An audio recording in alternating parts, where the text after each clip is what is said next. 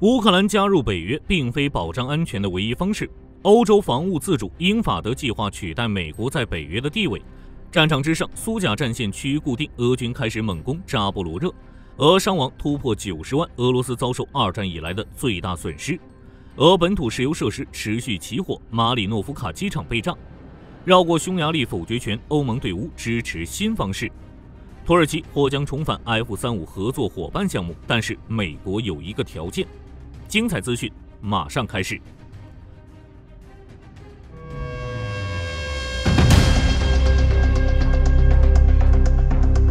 根据媒体报道，泽连斯基在接受采访时表示，乌克兰没有被邀请加入北约。作为北约主要成员国的美国不支持乌克兰加入北约。对于这个消息，相信大家都不会觉得意外。在乌俄战争进行期间，以及美国主导和谈的当下，乌克兰的确已经没有机会再加入北约。不过，这并不意味着欧洲无法保障乌克兰的安全。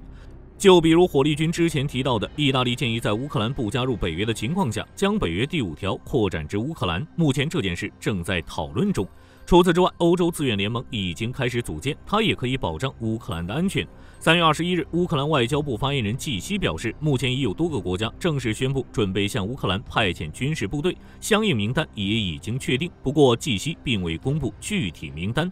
从最新的消息来看，立陶宛已经准备就绪，计划在停火后向乌克兰派遣部队执行维和任务。此外，英国首相斯塔默3月21日宣布，下周再举办为期3天的军事规划会议，讨论对乌克兰提供陆地、海洋、空中、重建等方面的支援。火力军只能说，并不是只有加入北约才是唯一出路。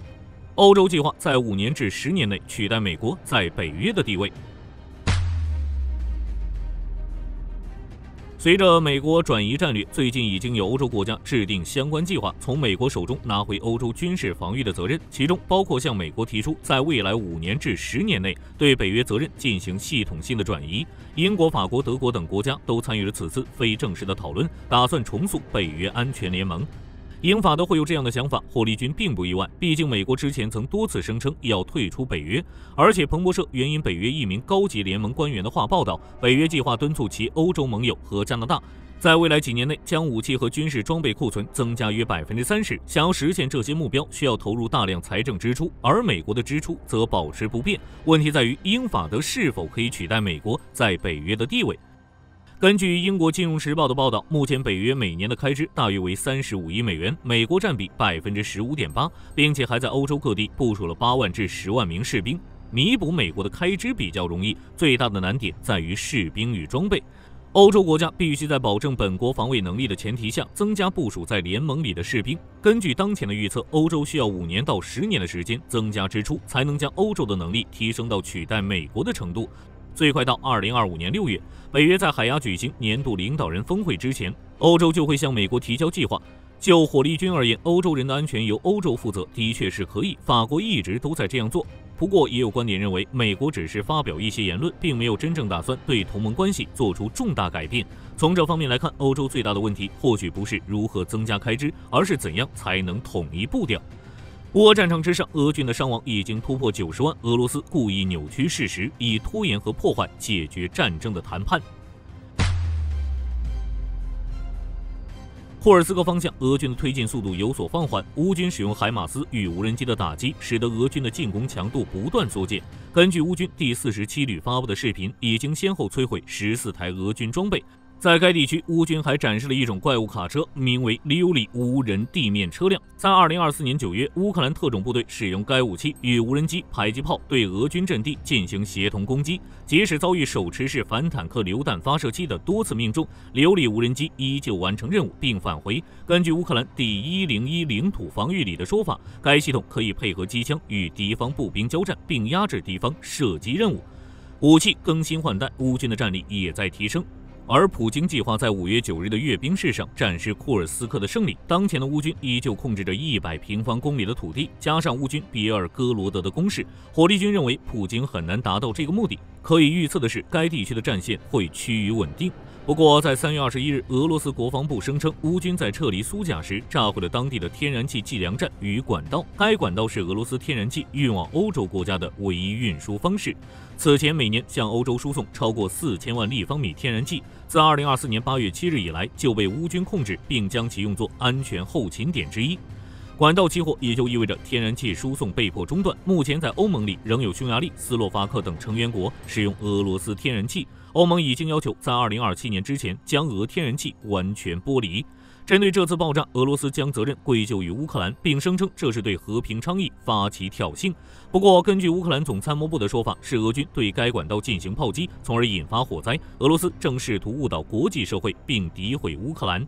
就目前的信息来看，霍利军也无法确定这到底是谁做的。不过，在乌俄之间关于不得打击能源基础设施的条例并没有真正实行。过去几天内，俄罗斯依旧继续对乌本土进行袭击，包括打击乌克兰奥德萨的港口的基础设施。不排除普京是想要通过这种方式破坏解决战争的谈判。至于苏梅与别尔哥罗德的战线，双方并没有发生很大的变化。乌军则是继续在杰米多夫卡的田野推进。普列列谢与格拉夫夫卡附近也有一小群乌军步兵发起攻击。俄罗斯第177海军步兵团的部队则正在比尔哥罗德的边境地区行动。从这点来看，乌军的战术还是有一定效果的。哈尔科夫方向，俄军第44军团的部队正在使用无人地面车辆袭击乌军阵地，不过没能取得太大的进展。乌军成功使用无人机摧毁了俄军2个 PPS-84浮桥系统与1辆装甲车。库皮扬斯克方向，乌军击退了俄军排挤的机械化进攻，并摧毁了2辆坦克、2辆步兵战车以及1辆装甲运兵车。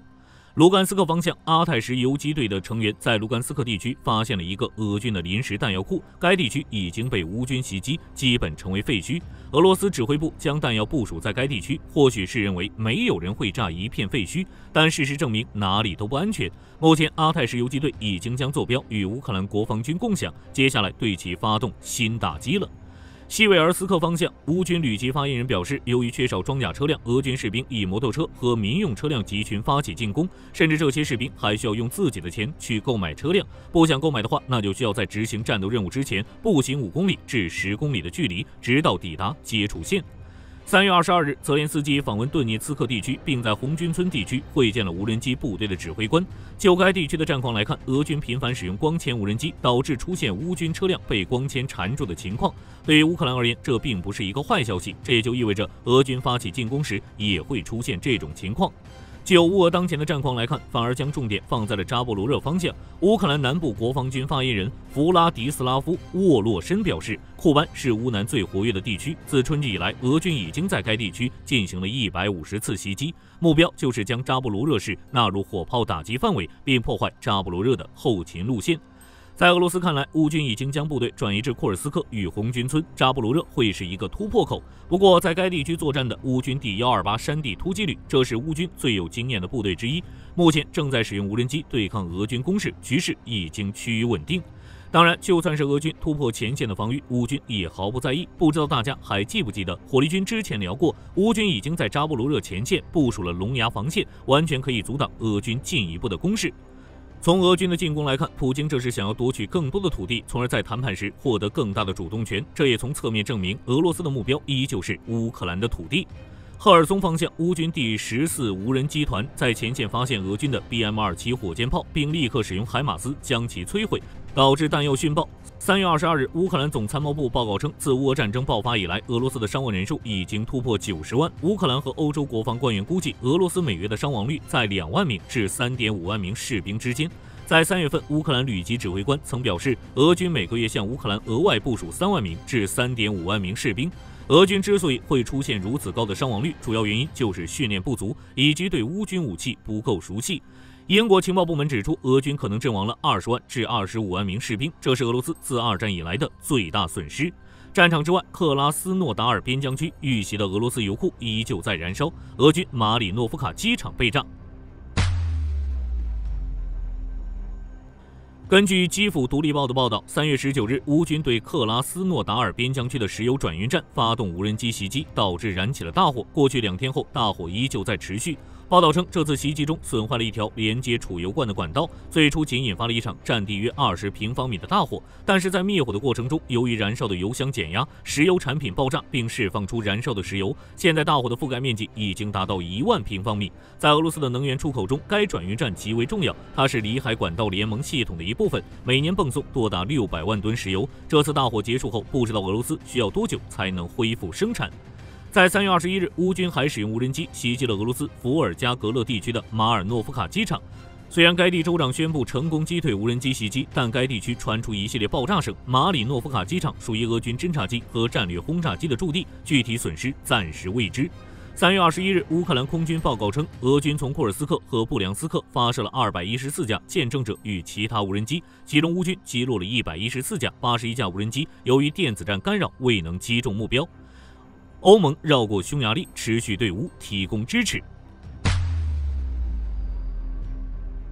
3月21日，德国之声报道，在前一天的欧盟峰会上，除了匈牙利之外，欧盟26国都选择继续对乌克兰提供武器和弹药。此外，在这次峰会上，匈牙利再次拒绝在欧盟峰会的联合声明上签字。与以往不同的是，欧盟这次并没有选择与欧尔班商讨，而是选择直接推进，绕过匈牙利的否决权。可惜的是，并不是每一项决策都可以绕过匈牙利。于是，在这次欧盟峰会上，欧盟26个成员国继续推进之前的自愿援乌联盟。根据当前已经透露的消息来看，欧盟内部流传的援助规模达到了400亿欧元，其中50亿欧元将用于向乌克兰提供弹药，目前并没有最终定案。乌克兰战略工业部部长赫尔曼·斯梅塔宁宣布，一家未指明的乌克兰国防企业与弹药制造商纳莫公司签署了一项协议，计划在乌克兰成立一家生产155毫米炮弹的合资企业，以加强双边国防工业合作。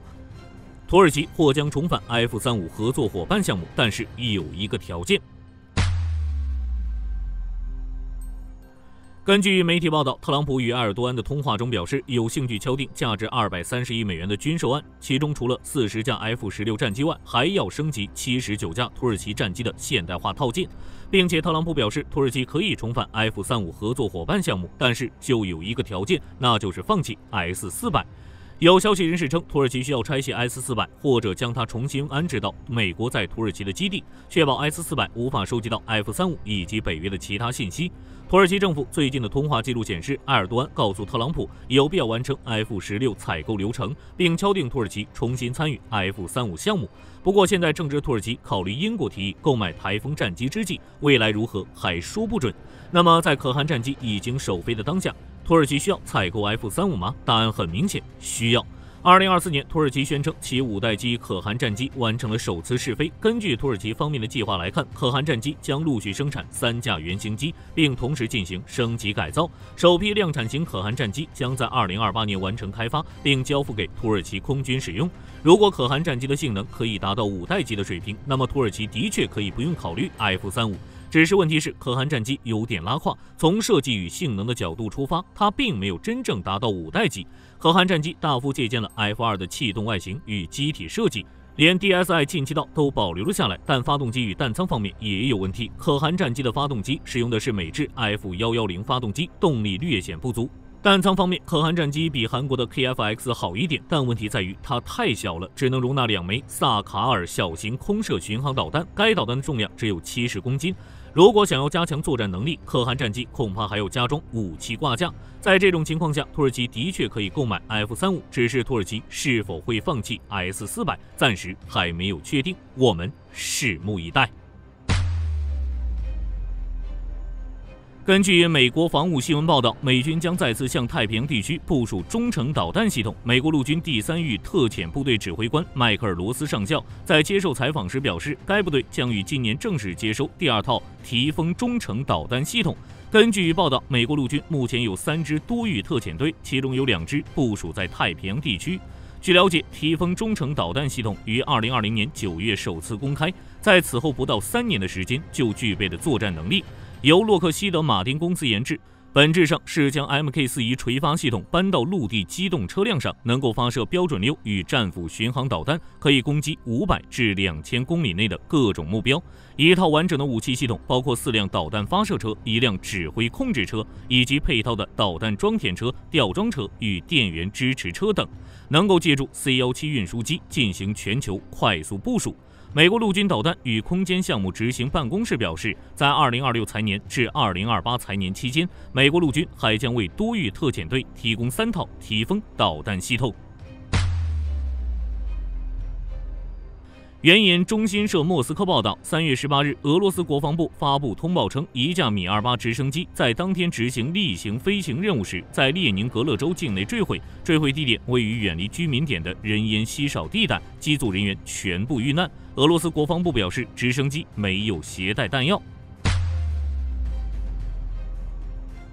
3月18日，根据财联社报道，乌克兰总统泽连斯基表示，已经与法国总统马克龙进行电话交谈。在此次通话中，泽连斯基愿意无条件停火30天，但要实现这一步骤，俄罗斯必须停止提出附加条件。同时，双方还讨论了为乌克兰提供安全保障方面的问题，并与合作伙伴进一步开展行动和保持接触。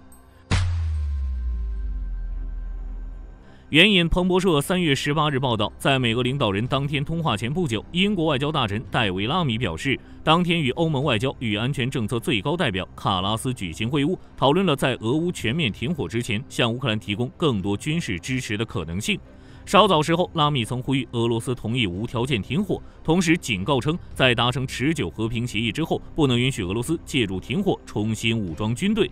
彭博社表示，这是因为乌克兰及其盟友担心俄罗斯拒绝和平协议，并利用停火期重新武装，并对乌克兰发动进一步袭击。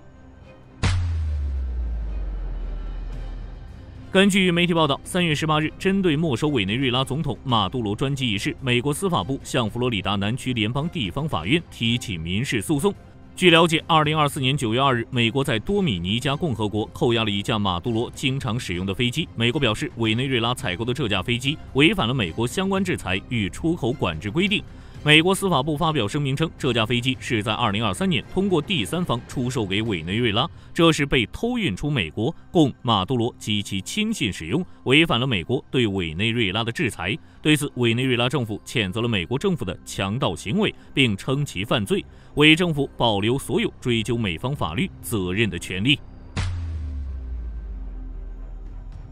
据半岛电视台报道，叙利亚过渡政府发言人哈桑·阿卜杜勒加尼对外宣称，将结束在西部沿海地区的军事行动，但仍将制定计划继续打击前政权的残余势力。与此同时，叙利亚总统府发布消息称，该国过渡政府已和叙利亚民主力量的领导人签署了一份协议。根据该协议，双方同意将叙利亚东北部所有的民事和军事机构整合到叙利亚国家框架内，包括边境口岸、机场、石油和天然气田的管理等。同时，双方还会在叙利亚境内全面停火。预计该协议将会于今年年底前实施。当地时间3月17日，美军战机对也门荷台达市北郊的钢铁厂发动了空袭行动，并导致严重损害。根据媒体报道，该钢铁厂位于荷台达市北部的萨里夫地区，是一家由私人企业家建立的钢铁厂。在17日晚遭到美军12枚导弹的袭击。胡塞武装任命的荷台达工业部门负责人表示，此次遇袭将造成250至300人失业，并造成1300万美元的损失。对此，美军表示，此次袭击的目标是也门胡塞武装的军用设施。与此同时，根据胡塞武装的消息，3月18日晚至19日凌晨，美军再次大规模攻击也门多地，萨达省、荷台达省、哈杰省等地区遭袭。当地时间3月18日，也门胡塞武装领导人阿卜杜勒·马利克·胡塞表示，由于以色列在加沙地带发动大规模空袭，胡塞武装将恢复最高级别的升级行动，尽其所能对以色列发动打击，并在当天对以色列发射高超音速导弹，对以色列内瓦提姆空军基地实施打击。对此，以色列国防军发表声明表示，3月18日晚，国防军成功拦截一枚从也门发射的导弹。与此同时，以色列南部内盖夫等地区再次响起警报声，这是自1月8以停火协议第一阶段达成并实施后，以色列境内首次响起大规模防空警报。3月18日，拉脱维亚、爱沙尼亚、立陶宛以及波兰4国发表声明表示，一致建议退出渥太华公约。该声明显示，在当前安全环境下，退出渥太华公约有助于北约各国灵活使用新武器系统，同时还能加强东翼的防御。波兰国防部表示，这是4国国防部向各自政府提出的联合建议，而非最终决定。有关退出公约的议案还需要各国议会批准。拉脱维亚总理希利纳在18日内阁会议后的新闻发布会上表示，拉脱维亚已经启动了退出程序。波兰总理图斯也在3月早些时候表示支持波兰退出公约。好了，这期视频到这儿就结束了。各位觉得英法德可以取代美国在北约的地位吗？可以在视频下方留言，大家一起讨论。我是火力军，下期见。